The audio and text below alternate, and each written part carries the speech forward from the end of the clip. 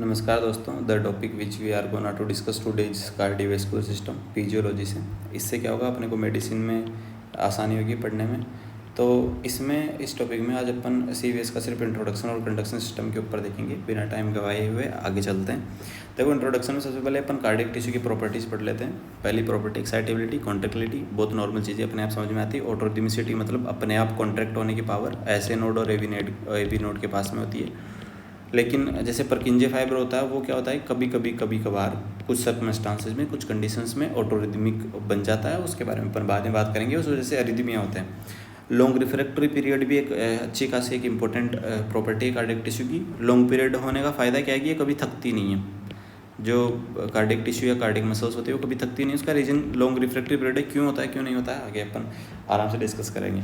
इसके बाद क्या होता है कि जो कार्डियक टिश्यू जो होता है ना, वो एक दूसरे से गैप जंक्शंस के थ्रू जुड़े हुए होते हैं। जो भी सेल्स है गैप जंक्शन के थ्रू जुड़ी होती है। उसके क्या फ़ायदा होता है कि अगर किसी एक में अगर कोई आयंस की कंसंट्रेशन में चेंज आता है तो दूसरी सेल में झट से उसी वक्त वो आयन का चेंज रिफ्लेक्ट हो जाता है, उसमें भी सेम तरीके का चेंज आता है। इससे क्या होता है कि जो इम्पल्स का ट्रांसफर है ना, वो बहुत ज़्यादा तेज़ गति से होता है।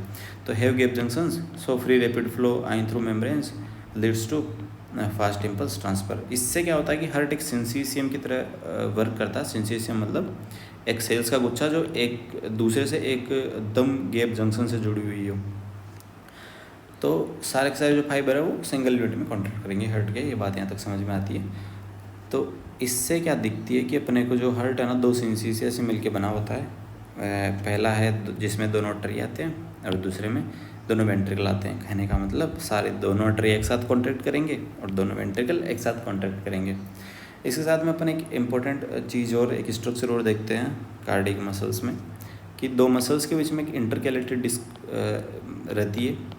इंटरकैलेटेड डिस्क का काम क्या है कि एक तो ये देखो, एक उदाहरण लेते हैं। ये स्केलेटल मसल है, ये बोन है, ये स्केलेटल मसल इससे जुड़ी हुई है। तो क्या है कि इसके पास कॉन्ट्रैक्ट होने के लिए एक आधार है, एक बेस है, एक टेथरिंग इफेक्ट प्रोवाइड करवाने के लिए एक चीज़ है। लेकिन कार्डियक टिश्यू में तो ऐसी कोई बोन वगैरह, टेंडन वगैरह कुछ होता नहीं है। तो वहाँ क्या होता है, इंटरकैलेटेड डिस्क होती है जिसके इर्द गिर्द घूमेगी। जो भी मसल्स है ना, इसके इर्द गिर्द कॉन्ट्रैक्ट रिलैक्स होंगी। साथ में एक और इम्पोर्टेंट बात कि चलो देखो, ये इंटरकैलेटेड डिस्क है, इसने एक मैकेनिकल टेथरिंग तो प्रोवाइड करवाई ही सही है। ये इलेक्ट्रिकली भी एक दूसरी सेल्स को बाइंड करके रखता है। ये क्या करता है, एडहेरेंस जंक्शन प्रोवाइड करवाता है दो सेल्स के बीच में, जिससे एक सेल से एक आयन दूसरी सेल में आराम से फ्रीली मूवेबल होता है। तो पढ़ लेते हैं इंटरकैलेटेड डिस्क।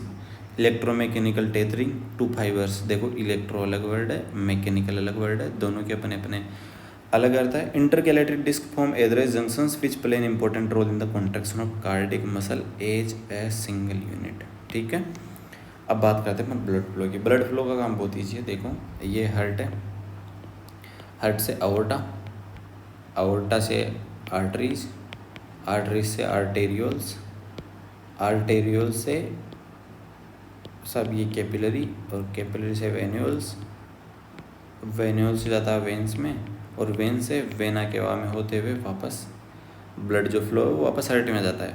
तो अगर नोटिस करने वाली बात है तो देखो, आर्टरी से आर्टेरियल्स की तरफ क्या है कि जो डायमीटर है वेसल्स का वो घट रहा है, और वेन्यूल से जब अपन वेना केवा की तरफ जाते हैं तब डायमीटर बढ़ रहा है। तो क्या होता है कि जो आर्टेरियल्स है ना, वो एक पेरिफेरल रेजिस्टेंस प्रोवाइड करवाती है ब्लड फ्लो को, ड्यू टू द एक उनका डायमीटर या उनका जो साइज है वो छोटा होने की वजह से। तो आर्टेरियल्स को अपन एक अलग नाम से भी जानते हैं। नाम क्या है वो, रेजिस्टेंट वेसल्स के नाम से भी जानते हैं। इसी तरीके से क्या होता है, किसी एक टाइम पे जो वेन्यूल्स होते हैं उसमें काफ़ी सारा ब्लड कलेक्ट हुआ रहता है, भरा हुआ रहता है। तो वेन्यूल्स को अपन कैपेसिटेंट वेसल्स के नाम से भी जानते हैं। रीजन फिजिक्स में पढ़ा होगा अपन ने कि कैपेसिटर क्या होता है, एनर्जी स्टोर करके रख सकता है। वैसे ही जो वेन्यूल्स है वो ब्लड स्टोर करके रख सकती है। तो ये कॉन्सेप्ट है। vessels become narrower when we go to aorta to arterioles, then we find capillaries, then venules to veins to vena cava, vessels become wider। तो देखो, ये नैरोर होने की वजह से रेजिस्टेंट है, वो ऑफर किया जाता है आर्टेरियोल्स में ब्लड को, इसलिए इनको रेजिस्टेंट वेसल्स बोलते हैं। और किसी एक वक्त पे एक large quantity of blood residue करता है वेन्यूल्स में, इसलिए उनको कैपेसिटेंट वेसल्स बोलते हैं। ये एक फेवरेट क्वेश्चन है जो वाइवा में जो लेने वाला टीचर है उसका। ठीक है। तो एग्जामिनर क्वेश्चन के बाद में अपन बढ़ते हैं आगे, anatomical parts of conduction system. ये इंपॉर्टेंट है, एक बार देख लेते हैं। इस डायग्राम को मैं जूम करता हूँ। देखो ये हार्ट दिख रहा होगा, ये ऐसे नोड है, ऐसे नोड से कुछ इंटरनोडल्स फाइबर जाएंगे, एक नोड से दूसरे नोड में जाएंगे। ये नोड है एवी नोड, ये बंडल ऑफिस है। बंडल ऑफिस क्या करता है, अपनी एक ब्रांच लेफ्ट वेंट्रिकल को दे देता है और उसमें से एक ब्रांच वापस घूम के फिर राइट वेंट्रिकल को सप्लाई करती है। अब एक बात देखो, इसमें ध्यान करने योग्य बात क्या है कि चूँकि एक मोटा मोटा अगर आप एक डायरेक्शन लें तो जो इम्पल्स की जो डायरेक्शन है वो इस तरीके से जाएगी, राइट टू लेफ्ट, और वो भी डाउनवर्ड। लेकिन एक इसमें एक आपको एक एरो दिख रहा होगा, ये वाला एरो जो एकदम अपोजिट डायरेक्शन में जा रहा है। तो ये एरो, यही एरो जिम्मेदार है जो क्यू वेव आती है ना, नेगेटिव क्यू वेव। चलो देख लेते हैं, ये पी, ये negative Q, positive R S, और ये टी। तो जो नेगेटिव क्यू आती है ना, इसका रीजन क्या है, ये अपोजिट डायरेक्शन, जो धारा के अपोजिट जो इम्पल्स बह रहा है ना, उसकी वजह से जो क्यू है वो नेगेटिव आती है। ऐसे नोड एवी नोड वगैरह देख लिया। अच्छा ठीक है, ये इंटरनोडल फाइबर्स के क्या है कि अपने अपने खुद के तीनों के नाम है। इसमें से जो पहला इंटीरियर इंटरनोडल फाइबर है वो अपनी एक ब्रांच देता है किसको, लेफ्ट एट्रियम को इम्पल्स पहुंचाने के लिए। जो टाइम लगता है वो ये कि अगर अब मैं टी इक्वल्स टू 0.00 सेकेंड्स पे अगर यहाँ से इम्पल्स शुरू करूँ तो 0.22 सेकेंड लगते हैं बेस ऑफ वेंट्रिकल तक पहुँचने के लिए। ये बेस है और ये क्या है, एपेक्स है हार्ट का। चूँकि मस्कुलर से ज़्यादा है वेंट्रिकल्स का साइज भी ज़्यादा है, इसलिए यहाँ से 0.01 टाइम थोड़ा सा अधिक लग जाता है, इसलिए यहाँ पे टी मैंने लिखा है 0.23 सेकेंड। इसके बाद में अपन आगे बात करते हैं, परकिंजे फाइबर्स की बात हो गई। अच्छा ठीक है, ये बंडल ऑफिस था, ये बंडल ब्रांचेज है, और ये इधर ये परकिंजे फाइबर्स वेंट्रिकल्स को सप्लाई देते हैं इम्पल्स की। बात कर लेते हैं थ्री इंटरनोडल फाइबर्स की। एंटीरियर को बोलते हैं बेकमेंस बंडल, जिसकी एक ब्रांच इनर्वेट करेगी लेफ्ट एट्रिया को। मिडल को बोलते हैं वेंकबेक्स बंडल, पोस्टीरियर को बोलते हैं थोरेस बंडल।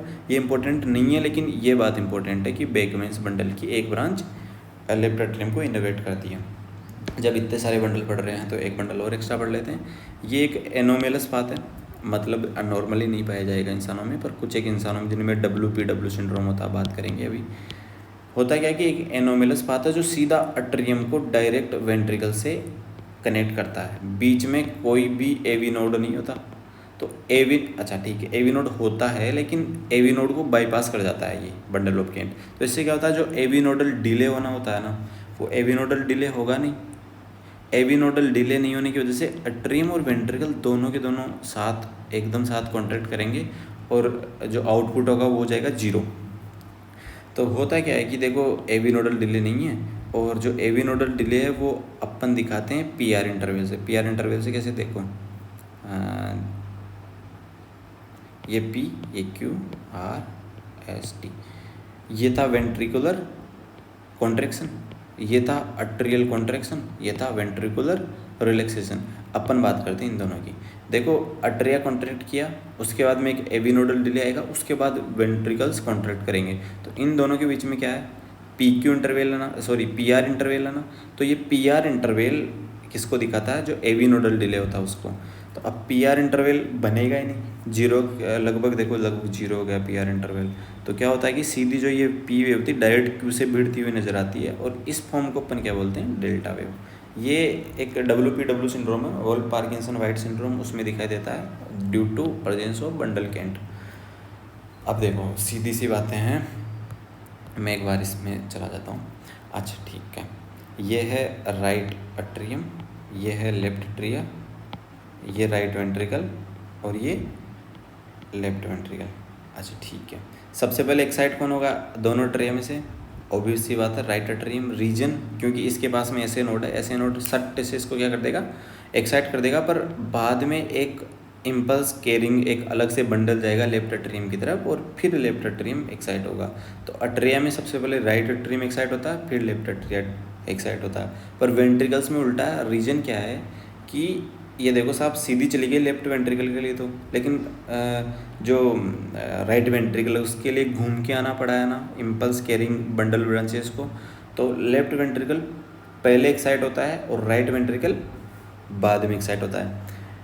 अच्छा, इसके साथ में एक और बात कर लेते हैं कि इजेक्शन पहले कौन से वेंट्रिकल में शुरू होता है। बहुत ईजी सी बात है, उसके लिए मैं एक अलग डायग्राम बना लेता हूँ। देखो, मैं इसको बोल देता हूँ राइट वेंट्रिकल, इसको बोल देता हूँ लेफ्ट वेंट्रिकल। लेफ्ट वेंट्रिकल अओर्टा को देने वाला है और राइट वेंट्रिकल पल्मोनरी वेंस को देने वाला है, पल्मोनरी सर्किट में अपना ब्लड भेजेगा। अच्छा ठीक है, दोनों में प्रेशर किस में ज़्यादा है, पल्मोनरी वेंस में ज़्यादा है या अओर्टा में? ऑब्वियस सी बात है अओर्टा में। तो क्या होता है कि अओर्टा में ज़्यादा प्रेशर होने की वजह से जो यहाँ पे जो वॉल्स थे, जो वाल्व है वो लेट खुलेंगे बजाय के पल्मोनरी वेंस के। तो पल्मोनरी वेन में जल्दी वॉल्स खुल जाएंगे, इसलिए इजेक्शन पहले किस में शुरू होता है? इजेक्शन शुरू होता है राइट वेंट्रिकल में पहले। ठीक है, इजेक्शन इसमें फर्स्ट शुरू होगा। अच्छा ठीक है, इजेक्शन सबसे बाद में बंद किस में होगा? कहने का मतलब बंद होने का जब टाइम आएगा तब चूंकि अओर्टा में प्रेशर ज़्यादा होगा, ये वॉल्स जल्दी बंद हो जाएंगे। तो लेफ्ट वेंट्रिकल में जो इजेक्शन है वो सबसे पहले बंद होगा। तो मैं एक चीज़ अगर मैं साथ में कहूँ तो ये कह सकता हूँ कि लेफ्ट वेंट्रिकल का इजेक्शन बाद में शुरू होगा और पहले बंद होगा। ठीक है, एक बार इसको पढ़ लेते हैं। देखो, right atrium excite ahead of left atrium, क्योंकि लेफ्ट के लिए बेकमेंस बंडल में से एक ब्रांच जाती है। Left ventricle excitation start but क्योंकि इम्पल्स को घूम के जाना पड़ेगा राइट वेंट्रिकल को सप्लाई देने के लिए। अच्छा ठीक है, इतने सारे बंडल्स पढ़ रहे हैं तो अपन ईसीजी करते हैं ना, तो एक और चीज़ कर लेते हैं, नाम है HB। कुछ केसेज में करते हैं अपन, देखेंगे कौन से केसेज है वो। देखो, HB जब करते हैं ना तो 3 लीड्स होती है अपने पास में। एक अपन राइट एट्रियम पे लगाते हैं, मतलब बाहर, बॉडी के बाहर, ऑब्वियस सी बात है। एक इधर लेफ्ट की तरफ और एक अपन बंडल ऑफ हिस की तरफ लगाते हैं। ठीक है, माफ़ कीजिएगा, एक अट्रिया, एक बंडल ऑफ हिस और एक वेंट्रिकल के ऊपर अपन लगाते हैं। कोई सा भी चुन लेते हैं पर एक साइड के चुनते हैं।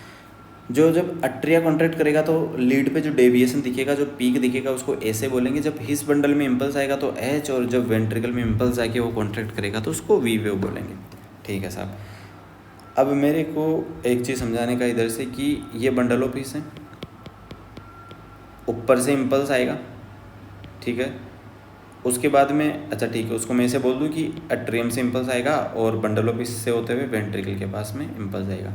अच्छा चलो ठीक है, इस पाथवे में अगर किसी इंसान के कोई ब्लॉकेज है तो उससे क्या होगा? ब्लॉक होने से क्या होगा? मान लो कि अट्रिया से बंडल ऑफ हिस के बीच में जाते हुए अगर ब्लॉक है उस इंसान के, तो ऐसे एज तक आने वाला टाइम पीरियड बढ़ जाएगा कि नहीं बढ़ जाएगा इम्पल्स का? बिल्कुल बढ़ेगा ना। सेम टू सेम ऐसा ही जब वेंट्रिकल्स में, जब बंडल ऑफ हिस से वेंट्रिकल्स की तरफ आते हुए इम्पल्स के बीच में अगर कोई बाधा आएगी तो HB वाला टाइम बढ़ जाएगा। तो अपन कब यूज करते हैं HB को? कि जो ब्लॉक है, इम्पल्स का जो ब्लॉक है वो अबोव और बिलो, किसके अबोव और बिलो? बंडल ऑफ हिस के अबोव और बिलो है, अबव है या बिलो है। अगर अबव है तो उसको एवी नोडल ब्लॉक बोलते हैं, नीचे तो बंडल ब्रांच बोलते हैं। दोनों टॉपिक्स इंपॉर्टेंट है, आगे पढ़ेंगे अपन बाद में। अच्छा, नॉर्मली क्या होता है कि जो AH इंटरवल है, AHV, AH interval 55 to 130 millisecond होता है और जो HV इंटरवल है वो 35 to 55 मिली सेकेंड होता है। इनमें जब ये बढ़ जाएंगे तो देखो कैसे इंटरप्रेट करेंगे अपन। अगर EH इंटरवल बढ़ता है तो AV ब्लॉक, HV इंटरवल बढ़ता है तो ट्रिपल B। अच्छा ठीक है, ये क्या करते हैं अपन कि एक और कंडीशन है वेंट्रिकुलर टेकिकार्डिया। 2 प्रकार के होते हैं, सुप्रा वेंट्रिकुलर टेकिकार्डिया और एक सिर्फ वेंट्रिकुलर टेकिकार्डिया। अगर टेकिकार्डिया होने का जो फोकस है वो अगर वेंट्रिकल में ही है, इसके बारे में अपन और बाद में अच्छे से बात करेंगे जब रिदमिया पढ़ेंगे। अगर वेंट्रिकल में है तो उसको वेंट्रिकुलर टेकिकार्डिया, और अगर टेकिकार्डिया होने का रीजन अगर वेंट्रिकल के बाहर है, आई मीन अट्रिया में, तो उसको बोलेंगे सुप्रा वेंट्रिकुलर टेकिकार्डिया। इनमें दोनों में डिफरेंशिएट अपन इस HB इलेक्ट्रोग्राम की वजह से कर सकते हैं, इसकी सहायता से कर सकते हैं। अच्छा ठीक है, ये बात हो गई। Left ventricular excitation occurs first, परंतु इजेक्शन राइट में होगा क्योंकि पल्मोनरी वॉल्स पहले खुल जाते हैं, reason low pressure in pulmonary artery than aorta. और ये भी बिल्कुल सच है कि अओर्टिक वाल्व पहले बंद हो जाते हैं क्योंकि अओर्टिक वाल्व में प्रेशर ज़्यादा होता है, अओर्टा में प्रेशर ज़्यादा होता है, और पल्मोनरी वाल्व बाद में बंद होते हैं क्योंकि उसमें प्रेशर कम होता है।